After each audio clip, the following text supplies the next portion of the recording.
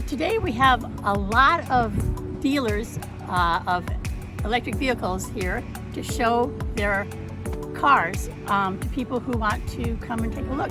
We also have volunteer people from town with their own EVs to talk about their experience, peer-to-peer kind of thing. Yeah, but the dealers will be letting people do test drives of their electric vehicles. We have, slots for them to do that. Cool. What is Sustainable Wellesley's connection here? So we're an all-volunteer nonprofit in town. We've been around for about 15 years, and we work to promote all things sustainable in Wellesley, and we're really focusing on climate because that's the biggest emergency that we see. Okay.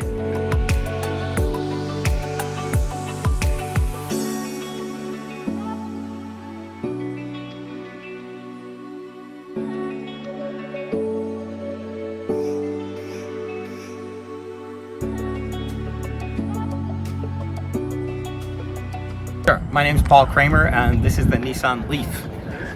And tell us a little bit about it. Sure. It's about a year and a half old. It's got a 62 kilowatt hour battery in it, so it gets about 250 miles if you drive it conservatively, if you will. It gets about somewhere between 3.8 and 4 miles per kilowatt hour. So I'd say this is a perfect car for around town, if you will, because for me, I can charge it up overnight every night, and I've never had to worry about it. And I think at Wellesley it costs us about $6 to charge the thing from dead to full. It's amazing. Mm-hmm. And it's light. I mean, some of these other cars that are here, this is about 2,300 pounds. Mm-hmm. Some of the other trucks and stuff here are like 8,000 pounds because, the more battery you put in it, the heavier it gets. So, this car gets 250 miles on a 62 kilowatt hour battery. The truck will get 350 miles on a battery that's twice as big. It's got a 130 kilowatt hour battery in it. So for me, this is clearly worth the trade because I've never even bothered to put in a level 2 charger. I just plug it in to to a wall socket at home. And, if I drive it around all day, I plug it in when I come home at night, I get back in the morning, it's fully charged again. So it's perfect that way. So what's your favorite thing about this car? It's smooth, it's fast, it's amazingly peppy. I mean, I'll be on the highway and not realize I'm going 80. It's quiet, therefore. I guess the other thing I'd say is I've had it for a year and a half and I've spent absolutely nothing, $0 on maintenance. The only thing I've had to buy is a new tire because unfortunately someone ran it into the curb and the tire exploded. But aside from that, I've done nothing for oil changes or anything else. So it's pretty amazing. Now, I don't see people so excited about their cars except at car shows and vintage cars and stuff like that. Why are people so into these cars? Well, I think, one is if you care about emissions and environment and your greenhouse gas emissions and stuff like that, you have nothing coming out of your tailpipe, right? Mm-hmm. I mean, of course, you're charging it. You can't escape physics. You're getting power from somewhere. So if it's a power plant or it's in a hydroelectric plant or whatever. But, for this, emissions isn't just the greenhouse gases. It's the particulates. It's all sorts of other things, right? So, in that regard, that's the main reason why I think my wife and I have it. And candidly, I think people are excited. It fits your lifestyle. If you're not going on long trips, it doesn't really matter. This whole range anxiety that people have is not that big a deal for me because, once I went up to Sunapee to go skiing with my friend, right? In the winter, it's cold. You're going uphill. You turn on the heat. You're not getting 240 anymore. The second you press the button for heat, you're down to 215. You start going uphill, you're down to 195. So you get up to Sunapee and you say to yourself, you know what? I'm gonna have to stop for a little bit on the way back and get some power, which is what I had to do. But you pull into Whole Foods, you buy a piece of pizza and a drink, and you plug it into the high-speed charger that's near Whole Foods, and in 30 minutes you've got almost half your charge and you drive home. Cool. So you have to plan. You can't just completely ignore the idea of, where am I going? But I went out to play golf near Worcester, west of Worcester the other day. I drove all the way out, I drove all the way back. I didn't worry about it. When I got home, I plugged it in. I went out the next morning, it's fully charged. So it's easy. Okay. If you could change anything about it, what would you like to change? Spare tire. But I think that's true of all these. The manufacturers these days don't put a spare in it.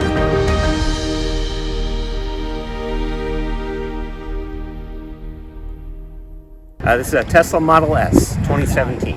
And what can you tell us about it? Well, it's a fantastic car. It has incredible power and energy. It has no fluid other than the washer fluid for the windows. So it's a very green vehicle. It's large, it is spacious, heavy, and has great balance weight-wise. So it handles the road really, really well. And it drives unlike any other car on the road. So what is your favorite thing about it? The instant acceleration and the regenerative braking, meaning I rarely press the brakes in order to slow down and stop. Ever taken any long drives in it? I have. I went to New York a couple weeks ago. And how did that go? It worked just fine. The car actually will tell you when it needs to charge, and then if you put your destination in, the navigation will also take into account when you might have to charge and suggest charging station along the way as it prepares the route. Very good. What do you think is the thing you like least about it, or What like do that? I like least about it? I'm not sure. Is it just a perfect car? It's a great car. It is a great car. I know what I like least about it. Yeah. The ventilation system on this model is not great in terms of cooling and heating. It all works really well, but in the newer model, Tesla really upgraded the ventilation system, and it's much, much better than this ventilation system. But otherwise, pretty good car. It's an outstanding car. It needs service, once a year to clean out the computer, check the tires, and you don't have to change oil or fluid or anything. So it also has software updates over the air, so it's pretty maintenance free.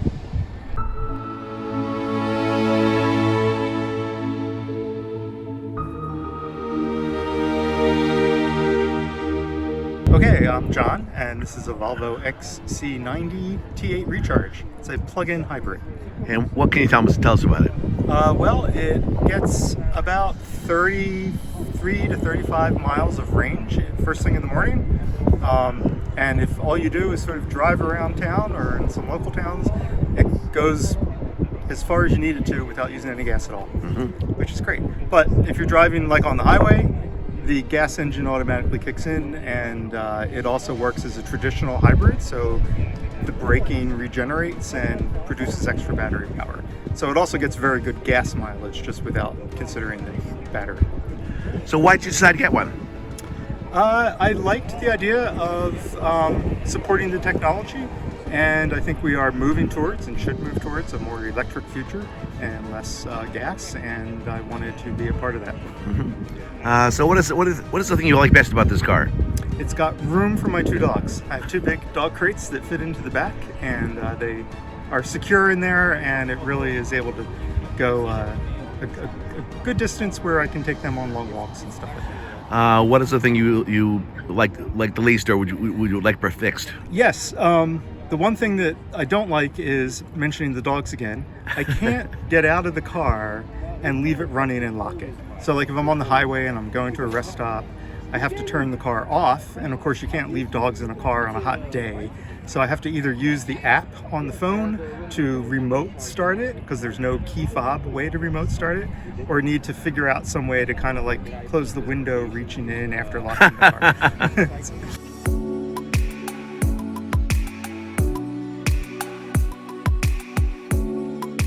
I'm Lucienne. And what's the car? This is a Chevy Bolt. I got it in 2019.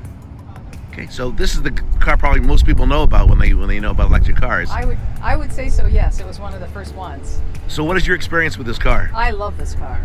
I commute 13 miles a day into Cambridge, and it's a beautiful commute. That's exactly what I needed. I can charge it at work if I need to.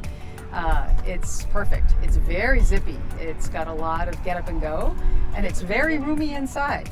So I love this car. Have you ever taken on any longer trips, like on vacation? I don't take it on long trips because I actually have, my husband has a gas powered car, and we go farther than the distance for this battery.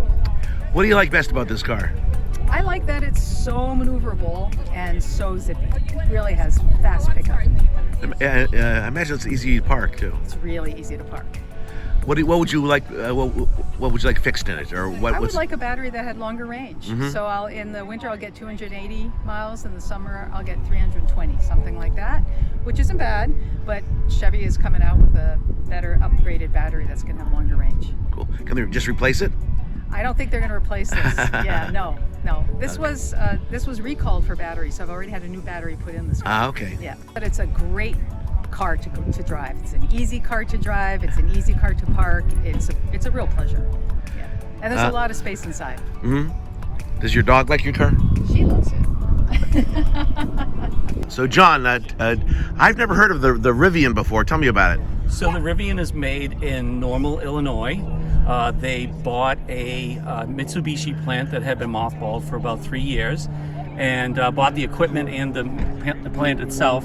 And the nice thing is they hired back the town of Normal to assemble the vehicles.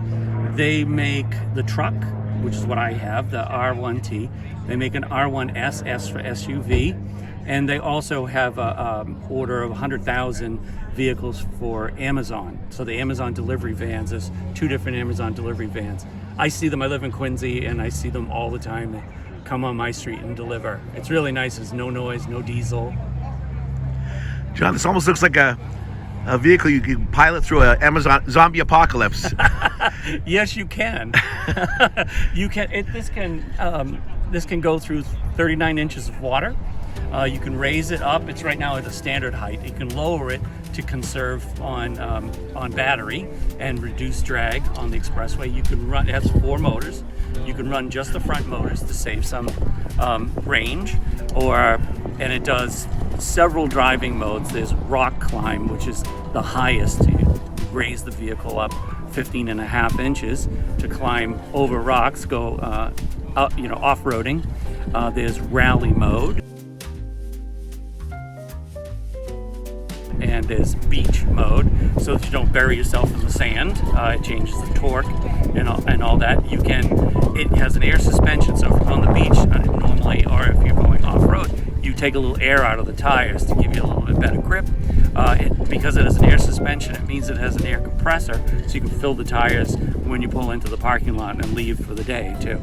So it'll pump its own air into itself? It has its own air compressor and a hose. Wow. And so you can do that. I use it for my bikes. I go mountain biking. I have electric mountain bikes. And so I can plug them in the back because there's 110 outlets in the bed. I can charge it up and I can use the compressor to fill the tires. This sounds really amazing. How come I'm not an expert in electric cars, but I've never heard of this car. How come? Yeah, they're relatively new. They started selling to the public last year, starting in about March of last year. I got this in July. I put a deposit on, and waited 15 months for it to show up. So unless you're really watching EV news, you might miss this, the Rivian. Everybody says Tesla. Tesla's the electric vehicle. Tesla's like Kleenex. Everybody says Kleenex. They don't say tissue. Right. But you can see there's a lot of different EVs out there. And the Rivian is getting very popular now. Okay, so this is called the gear tunnel, and people use it to put their camping gear in there. It's lockable. It goes all the way through the other side, so you could put your skis in here and pull them out on the other side if you wanted to. I use it for my bike racks as I do the mountain biking, and I put the racks in the back of the truck. But when I don't need the racks, I just throw them in here as storage. So out of sight, out of mind, it's lockable storage. There's even a trunk inside of the bed as well for more storage, for like the spare. And this is made to stand on, so I can get up to the racks up on the roof here, or to sit down. And like I said, there's lots of storage. There's storage inside within the door itself. Yeah, there's storage inside here. This is where the hoses go for the compressor, but I didn't stick them back in there yet. The other side has a first aid kit inside there. But there's lots of storage in there. But that is like the main selling point for me, that you could put things, rather than have them in the bed and have them exposed, put them right in there all locked up. Very secure. Yeah.